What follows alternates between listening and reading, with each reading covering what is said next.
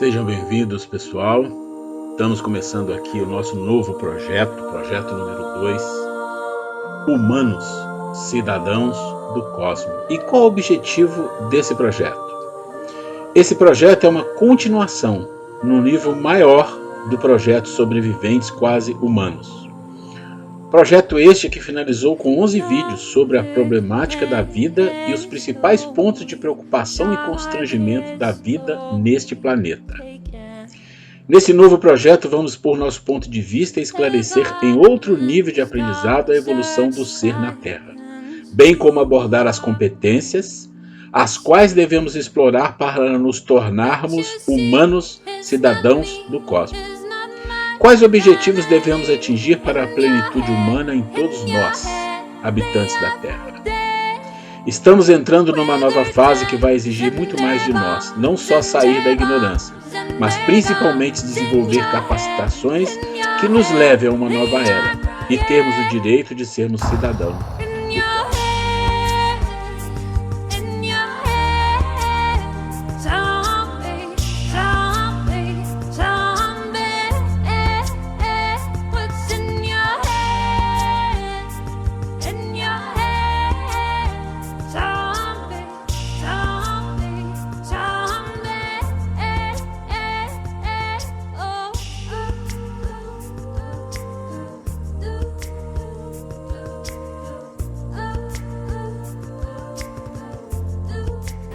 Olá pessoal, estamos aqui novamente, estamos com o nosso projeto número 2, Humanos, Cidadãos do Cosmos. Nós tivemos o nosso projeto número 1, que foi Sobreviventes Quase Humanos, retratando a vida atual nesse planeta, com conflitos, dificuldades, a problemática da vida nesse planeta. Nós temos lá 11 vídeos no YouTube, o canal é José do Carmo Ruela. José do Carmo Ruela. Você encontra 11 vídeos sobre os sobreviventes quase humanos. E você já encontra 5 vídeos desse novo projeto, que é o projeto 2, Humanos, Cidadãos do Cosmos. Nesse projeto número 2, nós já tratamos de alguns assuntos interessantes. O primeiro é a introdução, é o cidadão do cosmos. O segundo fala para a gente de vida, qualidade de vida, né? O terceiro vídeo ele fala para a gente, começa a falar de saúde, né? E dentro de saúde nós dividimos em 4 vídeos. Então nós já falamos dentro de saúde de alguns assuntos. Por exemplo, nós falamos de um histórico, como que o pêndulo se movimenta, ou a lei do ritmo de Hermes Trismegisto, né? Como que o pêndulo se movimentou na história para lá e para cá, como nos impactou e nos impacta até hoje, e vai nos impactar por um bom tempo. Também falamos dos 3 tesouros e os 3 construtores da saúde, dos corpos, né, que nós temos, e quem constrói tudo isso.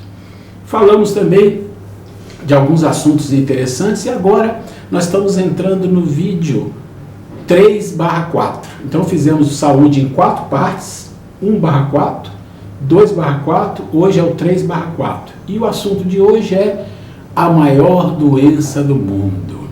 E o último vídeo de saúde, que é o 4/4, vai falar da cura. Já que nós temos doenças, já que nós temos a maior doença do mundo, nós queremos saber qual é a cura. Mas hoje nós vamos falar da maior doença do mundo. E depois que terminarmos o 4/4, nós seguimos com os outros vídeos que estão lá mostrados no primeiro vídeo desse projeto. Quais são os assuntos que nós vamos tocar aqui. Mas no final do vídeo a gente dá uma palhinha sobre isso. Bom, quando a gente fala da maior doença do mundo, vem alguma coisa na nossa mente. A gente pensa em uma doença muito ruim, muito doída, que é o câncer. A gente pensa em alcoolismo, a gente pensa em tabagismo, a gente pensa em algumas coisas bem drásticas, acidentes, homicídios. Mas a maior doença do mundo, nós vamos escolher aquela que mais faz mal ao mundo, né? Essa é a maior doença. Todas são ruins, mas essa é a maior doença. E qual é a maior? Se nós olharmos uma estatística da ONU, da FAO, nós vamos encontrar lá, é fácil procurar, né? Doenças estatísticas, vocês vão encontrar. Mas nós vamos ver que morrem no mundo mais ou menos 30 milhões de pessoas por ano. 30 milhões de pessoas por ano. 30 milhões de pessoas é mais ou menos 15% da população do Brasil e é mais que a população de muitos países. E morrem todo ano.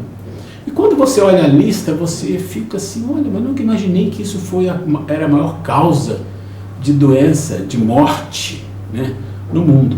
E quando você olha, está lá, doenças cardíacas matam, doenças pulmonares matam.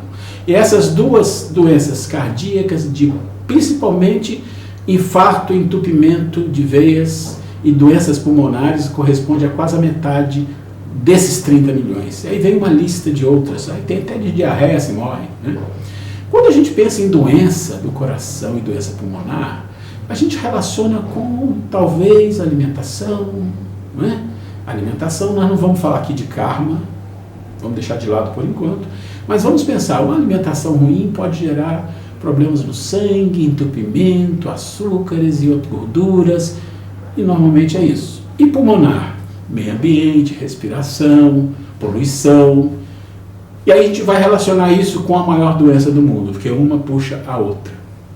Então 30 milhões de pessoas, 30 milhões e 200 mil pessoas morrem por ano de doenças nesse mundo, né? Uma população de um planeta se extingue nesse mundo por doenças e com uma medicina tecnologicamente avançada, mas morre-se, né?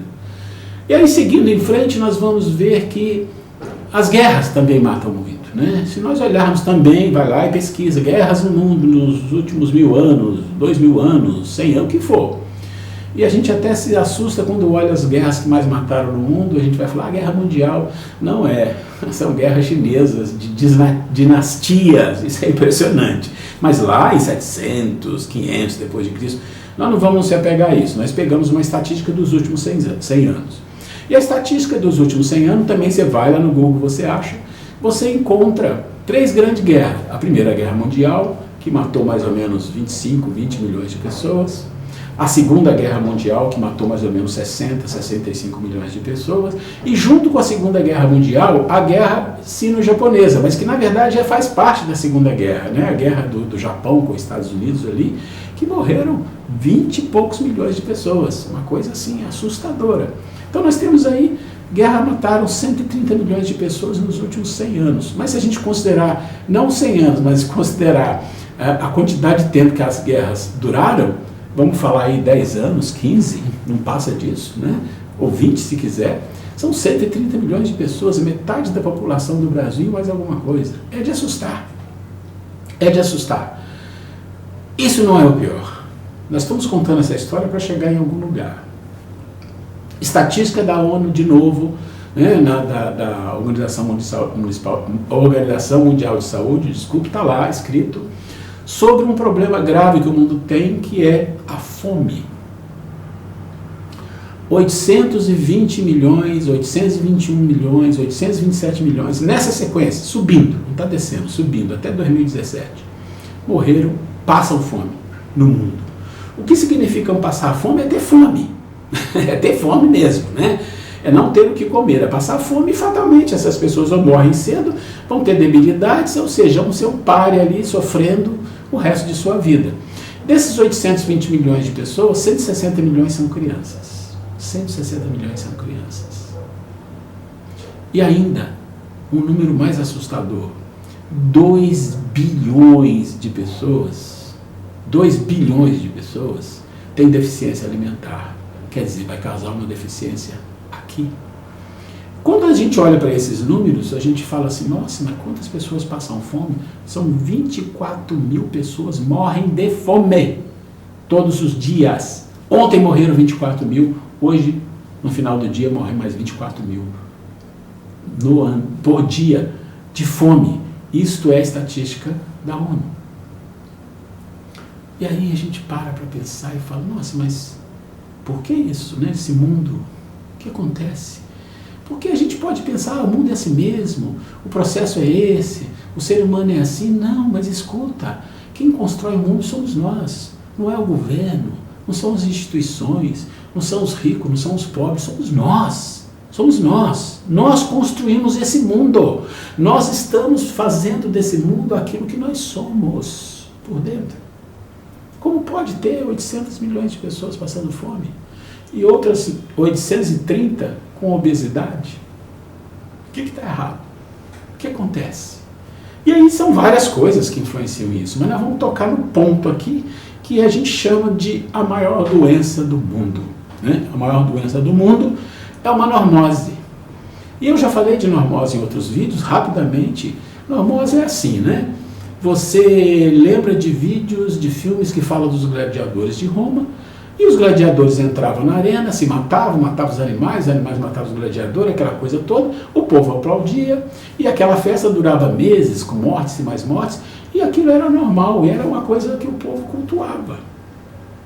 Aquelas pessoas que viviam lá, que tinham um mínimo de inteligência, sabiam que aquilo não era bom, mas não importa, o povo, né, gostava daquilo, era uma coisa normal. Hoje não. Hoje você olha aqui e fala, nossa, que absurdo.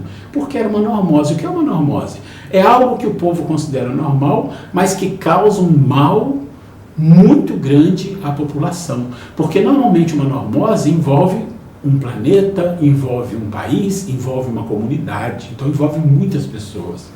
Então, a maior normose ou a maior doença do mundo se chama culto ao materialismo e separatividade. Você vai falar, que bobeira, mas como assim, né? Porque a gente não se dá conta, porque é normal. É uma coisa corriqueira, as pessoas consumirem, comprarem qualquer coisa, ir comprando. Se tem um pouco mais de dinheiro, compra isso, compra aquilo, nem sabe que tem, guarda no armário, não usa, e assim vai. Mas que reflexo isso tem na vida? Que reflexo isso tem nos 820 milhões de pessoas que passam fome, 160 milhões de crianças passam fome? Que reflexo isso tem em 24 mil pessoas que morrem de fome por ano? Que reflexo tem isso? Você pode pensar, não tem nenhum, não é tão lá, não. Isso é um planeta. Isso é uma nave onde nós estamos viajando. Lembra? Nós acreditamos em Deus e somos reencarnacionistas. E se somos isso, e se acreditamos nisso, então nós temos que entender, tudo está ligado, tudo tem uma consequência, né? Olha o pêndulo que nós já falamos aqui, tudo tem uma consequência, tudo está ligado. Ok, então nós vamos contar um pouco dessa história, por que nós chegamos nesse ponto do culto ao materialismo, as influências que ele tem, as consequências que ele traz para a nossa vida, para a gente entender por que a gente considera como a maior doença do mundo. Nós vamos dar uma olhada aqui agora, alguns fatos históricos, que inclusive estão lá no primeiro vídeo de saúde, alguns deles, mas eu trouxe novamente com mais detalhe, para a gente entender bem como é que as coisas se encaminharam, né? Como é que as coisas chegaram onde chegaram. Então vamos dar uma olhada aí na tela, e eu vou explicar passo a passo desses pontos, para a gente ir colocando a nossa mente, né, numa determinada lógica, numa determinada estrada de compreensão. Então vamos lá, vamos dar uma olhada aí na tela agora. Uma coisa importante a gente entender é que a gente pode pensar em doença, como a gente falou aqui, de doença como uma coisa física, um câncer, um problema do coração, um problema pulmonar. Isso é realmente muito importante a gente entender, tratar, cuidar. Mas a gente pensa nos 3 mundos ou nos 3 tesouros que nós já falamos. Se você não viu, vai lá no vídeo da doença, nos 3 tesouros, né? Segundo vídeo de saúde e doenças. E nós vamos ver a importância que tem o nosso mundo psíquico, o nosso mundo mental, de emoções, de pensamentos, sentimentos, e o nosso mundo espiritual. E a importância que tem o karma, né? A lei do pêndulo de retorno. E aí a gente diz assim, não, mas qual seria a pior doença do mundo? Seria então uma doença física? As doenças que a gente conhece, que a gente se assusta, acidentes? E a gente está falando que é o culto ao materialismo. Mas por quê?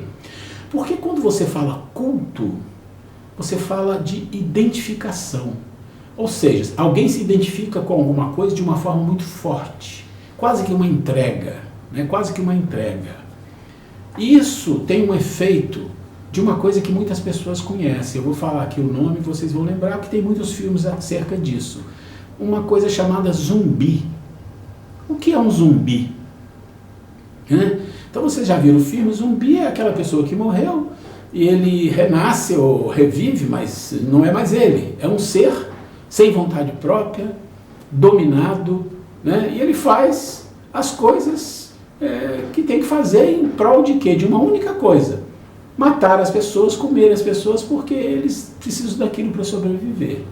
Então, se você pensar nesse sentido, a maior doença que pode existir é uma doença que está ligada ao quê? À insanidade. está ligada a quê? Está ligada a uma situação onde as pessoas são dominadas, manipuladas, e as pessoas se identificam com aquilo. Aí aquilo se torna uma grande doença. E o culto ao materialismo e à separatividade, ou o consumismo, é uma doença de identificação, onde o mundo vai se identificando com aquilo de uma forma tal que não consegue se livrar facilmente disso. E isso traz consequências que nós vamos falar logo depois. Então a insanidade é o zumbi, né? É o zumbi. Mas agora nós vamos mostrar um pouquinho dessa tabela que vocês estão olhando, que ela começa já, na verdade essa tabela poderia começar há 6.000 anos antes de Cristo, mas ela começa em toda a Idade Média. Então durante a Idade Média, vamos dizer que o primeiro movimento do pêndulo, ele se movimenta acentuadamente na direção da ignorância. Por que na Idade Média se movimenta para a ignorância? Porque você tem que pensar que o povo é dominado sempre, sempre o povo é dominado. Porque o povo ainda é muito ignorante, o povo se identifica com qualquer coisa que chama atenção. Você olha as músicas, você olha os artistas que às vezes faz coisas absurdas e que chama a atenção do povo e o povo vai, né? Isso é uma dominação. Então, na Idade Média, o povo foi dominado por quê? Por uma religião e por reis absolutistas, né, que dominavam a vontade, dominavam a mente, dominavam o corpo e assim sucessivamente. Basta estudar um pouco da história da Idade Média para ver a época das trevas, ou a época medieval. Então, o pêndulo estava sendo puxado ali de uma forma muito forte, porque a vida fala assim, olha, esse povo ainda está nessa situação, e está puxando o pêndulo no sentido de ignorância, uma ignorância absurda, de dominação, de violência, e vai puxando, e a vida deixa puxar até um ponto. Depois vai falar, agora vai ter um retorno, porque isso é a lei da educação, nós já falamos aqui. Muito bem. Então o que acontece na Idade Média principalmente? Um sistema religioso que exorta e deturpa as ideias de Aristóteles, indicando que somente importava os bens divinos e demonizando tudo que era o corpo imaterial. Ou seja, a igreja se apossou de algumas ideias de Aristóteles e disse, o mundo é aristotélico, né? E ali ela disse, não, as coisas do mundo, as coisas do corpo são do corpo, as coisas de Deus são de Deus, e o que importa são as coisas de Deus. E quem representa Deus aqui sou eu, então eu que mando, eu que sei, vocês obedecem. Que conveniente, que maravilha. A gente está falando então da Idade Média, né? E o pêndulo se movimenta nesse sentido de que esse sistema religioso dogmático, ele puxa as pessoas para uma crença dogmática num Deus que pune, e que pune através do corpo, ou seja, as coisas físicas, materiais, são demonizadas e a espiritualidade, né, ou Deus, vamos dizer assim, é o que importa. E nesse sentido, convenientemente, escraviza o mundo, monopoliza, faz do povo um zumbi em toda a Idade Média, quase 1000 anos de obscuridade.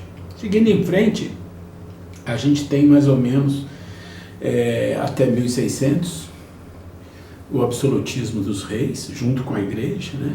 E forma um sistema de opressão que dura mais de 1000 anos, 1200 anos, assim, um sistema de vida horrível, degradante, de violência, de menosprezo pela vida humana. E aí acontece o seguinte, né? Acontece que existe aí em 1300, 1400 uma tentativa de uma renascença que só tenta nascer e morre, é sufocada imediatamente, que não vamos nem entrar aqui na questão.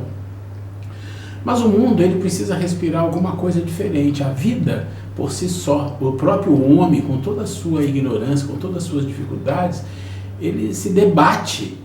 É como se debatesse no lodo, e quanto mais ele se debate, espirra, mas ele tem que fazer alguma coisa. E acontece, sim, que mais ou menos no século XV, aparecem o quê? As estradas, rotas, o comércio se expande de várias maneiras, então a tipografia aparece e as pessoas são informadas, porque as pessoas não liam, não tinham como ler, né? Mas aí começa a se expandir o comércio, começa a se expandir a leitura, as pessoas se informam de outras comunidades, de outras coisas importantes na vida, e o mundo começa a passar por um processo de transformação. E aí também, junto com isso, os comerciantes, aqueles que levam os produtos, que viajam, né, eles se enriquecem e chegam a ficar a elite ou os burgueses mais ricos que os reis, emprestam inclusive dinheiro para os reis e os banqueiros, e se tornam banqueiros também. Então vai se formando um modelo de mundo aí, né? Vai se formando um modelo de mundo que vai desaguar aí no nosso materialismo, que nós vamos ver o culto do materialismo. Bom, e aí mais uma fase interessante, que são as descobertas científicas. Primeiro a luneta, né, que, com Galileu e com outros, o telescópio. Aí vem Newton com o mecanicismo, aí vem o Kepler, aí vem o Descartes, e vem outros, se juntam numa era que se dá o nome de iluminismo, e os burgueses junto com eles, ou aqueles homens da elite, aqueles homens ricos, influentes, eles pegam, fazem um processo quase que revolucionário e colocam os reis ou colocam a igreja no canto e dizem, não queremos mais isso, basta disso. E então entra para um novo processo, ou seja, o pêndulo vai se movimentar de novo. E agora o pêndulo se movimenta para onde? Para o materialismo, né? Mecanicista, empirista, a ciência assume o empirismo, então mecanicista, empirista, e aí passa a entrar num novo modelo. E junto com esse modelo, que é o pêndulo se movimenta em direção a um acentuadamente para o materialismo, desenvolve-se então a máquina a vapor, aí junto com a máquina a vapor outros instrumentos, outros equipamentos, começa a se formar o quê? As indústrias, a primeira revolução industrial, ou um pouquinho antes, né? Começa a se formar as indústrias. E nesse contexto aí, no século XVIII até XIX, século XIX, XVIII, aparece então alguém que foi pôr ordem na casa no processo econômico, no processo político-econômico, trazendo uma teoria muito forte para conseguir organizar tudo isso. O nosso querido Adam Smith, né? Adam Smith, que antes de escrever A Riqueza das Nações, ele escreveu um livro filosófico de moral, né? Então ele tinha algum conhecimento e tal. E ele escreveu esse livro, e o fundamento desse livro, ou vamos dizer assim, o que é mais conhecido desse livro, é a teoria da mão invisível. A teoria da mão invisível, ela tem dois pressupostos, nós já falamos no outro vídeo, mas é o interesse pessoal e a autoindulgência. Então você pensa, mecanicismo, empirismo, materialismo, interesse pessoal, autoindulgência, soma tudo isso aqui, o que dá? Dá um processo de materialismo, um culto ao materialismo. Por quê? Porque aquelas pessoas que ainda tinham alguma temência, vamos dizer assim, temiam alguma coisa com relação à espiritualidade, elas se veem no melhor dos mundos. Eu tenho dinheiro, eu posso explorar, eu posso fazer.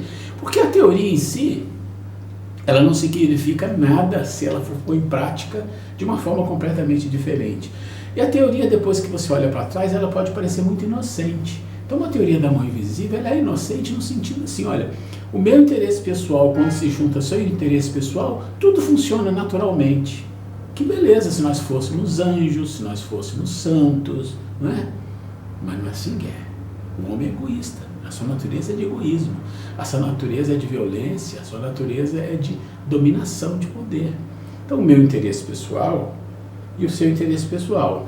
Bom, o meu interesse pessoal é te explorar, é tirar o máximo de você para me enriquecer. E o seu interesse pessoal não importa, porque eu te domino. Então, seu interesse pessoal é trabalhar para mim e não reclamar. Pronto. Que bom interesse pessoal, né? Então, a teoria da mão invisível é uma teoria que deflagra um crescimento do egoísmo. Um crescimento do egoísmo. E não se fala aqui do liberalismo, capitalismo, comunismo, socialismo, não importa. Na verdade, todas as teorias, no fundo, elas têm algo positivo. A meritocracia, o capitalismo, o liberalismo, o comunismo, o socialismo, todos têm algum fundo de algo bom. Mas não importa, qualquer teoria está fadada ao fracasso.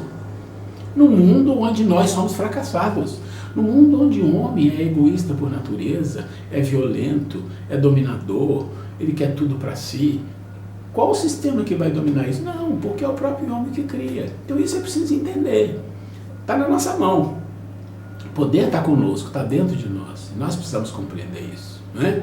Bom, aí o que acontece? O pêndulo se movimenta em direção ao quê? A um materialismo muito forte, um materialismo não um materialismo só de um movimento científico para o lado da materialidade, mas um materialismo como meio de vida, um consumismo exacerbado, a Revolução Industrial na Europa, a Revolução Industrial nos Estados Unidos, depois na França, e a dos Estados Unidos tem um fator preponderante, porque os Estados Unidos se torna então um dos países mais ricos do mundo, as pessoas muito ricas, e o sonho americano de que todo mundo pode ter tudo, né? Que interessante, todo mundo pode ter tudo. A equação não vai fechar nunca, né? O interesse pessoal é meu, eu posso ter tudo, ele pode ter tudo, ele acho que não pode. Não faz parte do nosso país, não faz parte da nossa pátria, então a equação não fecha. Mas nesse de todo mundo pode ter tudo, começa a surgir o quê? Surgem os grandes conglomerados, né, de lojas de departamentos, e a propaganda, e o marketing, e produção em série. Os produtos saem de uma forma com um preço mais chamativo, um preço acessível, e as pessoas compram, querem comprar, querem ter, porque era tudo escasso e de repente tudo aparece como uma abundância milagrosa, né? Por trás da abundância milagrosa, lá estão as crianças exploradas nas fábricas, vendidas como escravos, morrendo dentro de fábricas. Mas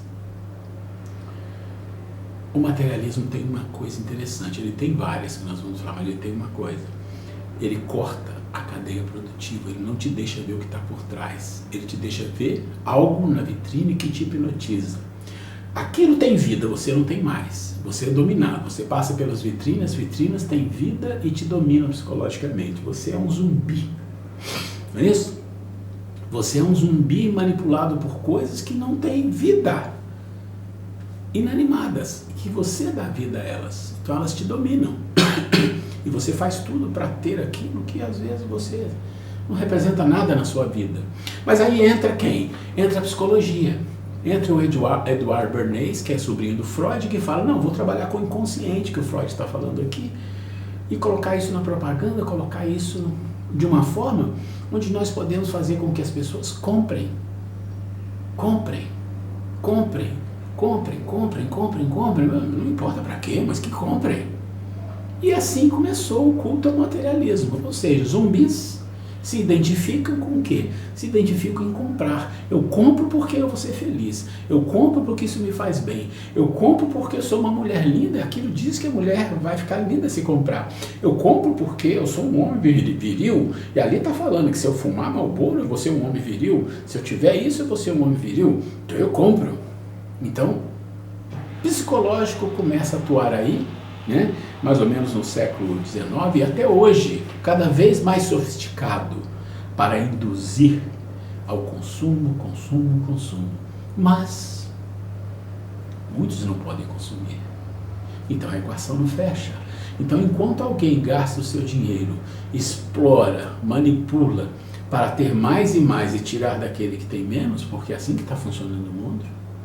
É assim que o mundo funciona. Se você não entende assim, sinto muito. Você está numa Alice no País das Maravilhas, imaginando coisas, né? O mundo funciona assim. É o mundo do poder, onde 10% tem toda a riqueza do mundo, 90% se mata para ter o resto, e olhe lá, né? Ainda tem a classe média, então ainda sobra mais gente aí passando fome. 820 milhões de pessoas passando fome. Não esqueça desse número, 820 milhões de pessoas passando fome. Eu, você, nós, todos somos responsáveis por isso. Ah, você acha que não? Pois é, só acho porque é. Nós somos responsáveis por isso. E o pêndulo vai voltar para nós, todos nós. Não é? Porque nós vivemos um mundo para nós nos tornarmos humanos. Humanos. Enquanto não nos tornarmos humanos, sofreremos a ação do pêndulo muito forte, muito forte. E aí desembarcamos onde? No culto do materialismo, como zumbis, onde nós precisamos ter as coisas para viver a nossa ilusão da felicidade, da alegria, do prazer, porque nós não conhecemos outra coisa a não ser o nosso corpo e o que ele pode fazer para ter prazer e ser feliz, né? Desprezamos os tesouros, outros dois tesouros, né? Esquecemos completamente. Nos deixamos envolver como zumbis que não têm vontade própria. Então essa é a doença que nós temos. Nós vamos falar rapidamente aqui das consequências do materialismo. Uma delas é a exacerbação do egoísmo, né? A exacerbação do egoísmo é por quê? Porque você tem que consumir. Se você tem que consumir, não importa. Nos Estados Unidos se joga uma quantidade imensa de equipamentos eletrônicos no lixo, porque junto com o culto ao materialismo vem o quê? O culto ao descartável. Quanto mais descartar, melhor. Os equipamentos duram pouco. Tudo isso propositalmente para quê? Para gerar. Você entra num ciclo vicioso que você mesmo se convence. Não, tem que consumir, porque tem que gerar emprego. Mas não é nada disso. Tem que gerar riqueza para alguns. Para alguns, né? para alguns. Então esse é o mundo que nós estamos construindo, né? E estamos sofrendo as consequências dele. E vamos sofrer ainda um pouco mais. Porque não importa. Capitalismo, liberalismo, socialismo, comunismo, nada disso importa. Qualquer um pode funcionar, mas nenhum vai funcionar, porque começa com cada um. E isso nós vamos falar na cura. Vamos entender o pêndulo, como nós vemos falando até agora, como o pêndulo da história, do mundo, das instituições, da história mundial. Mas o que importa é o pêndulo individual, que nós vamos falar na cura. Além disso, nós temos a competição, guerras, disputa, exploração, escravidão, né? E a destruição que eu falei do roteiro da história da cadeia produtiva, para você que vai comprar uma roupa maravilhosa no shopping, com ar-condicionado, né? E aquela coisa bonita, aquelas vitrines, aquela roupa linda que você veste e você compra. Você só precisa saber disso. Você não precisa saber, por exemplo, que aquela roupa foi feita por pessoas escravizadas, em condições insalubres, recebendo quase nada de salário. Você não precisa saber disso. Isso é o rompimento da cadeia produtiva para que as pessoas não se sintam mal em consumir. Para consumir só basta um bom shopping, uma boa loja, um dinheiro ou um crédito, um cartão, né? Uma aguinha, um cafezinho, uma roupa linda, pronto, está tudo feito, tudo armado para o zumbi, né? Zumbi, nós somos assim. Direitos humanos e social não entram no jogo, na equação. Quando o culto é o materialismo, quando o materialismo é um culto, é quando você se identifica, se identificar. Eu me identifico com o consumo. Então, isso passa a ser uma doença, é o zumbi. Quando você se identifica com uma religião e diz, todas estão erradas, essa está certa. Você se identificou, você passa a ser um zumbi, né? E assim sucessivamente, mas estamos falando aqui do materialismo do consumo e da separatividade. Porque se você tem um culto ao materialismo, você também separa, você tem preconceito, você põe o de lá e põe o de cá. Não é assim? Desse jeito.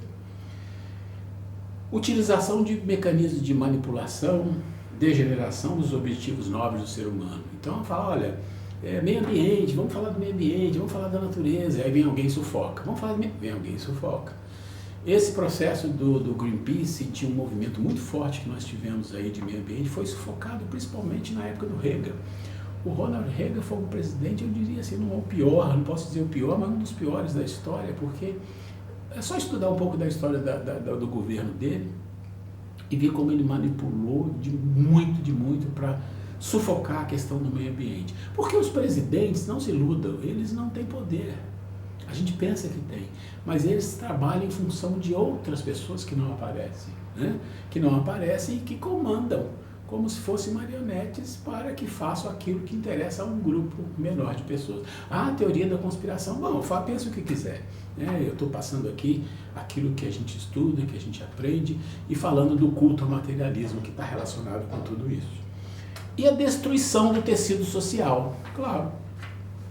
Então, a destruição do tecido social, isso é a pior coisa que pode acontecer para uma comunidade, para um planeta, para a humanidade. O que é a destruição do tecido social? De uma forma muito simples, bem do dia a dia. Você está na rua e você passa por pessoas pobres, miseráveis, ou você passa por uma situação de violência e você segue. E aquilo não te afeta. Quando aquilo não te afeta, ou quando você nem enxerga, o tecido social está se rompendo, a sociedade está desmoronando. E o tecido social do nosso planeta Terra está sendo destruída muito fortemente há quase 2 séculos. E nós não sabemos até quando nós vamos puxar esse pêndulo.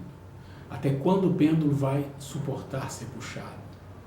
E nós vamos ter que aprender a volta do pêndulo. E vai ser doído. E a gente tem que se preparar. Mas tem cura. Tem cura para isso? Tem. Ah, é um remédio? É uma dose única? É em um dia, em um ano? Não.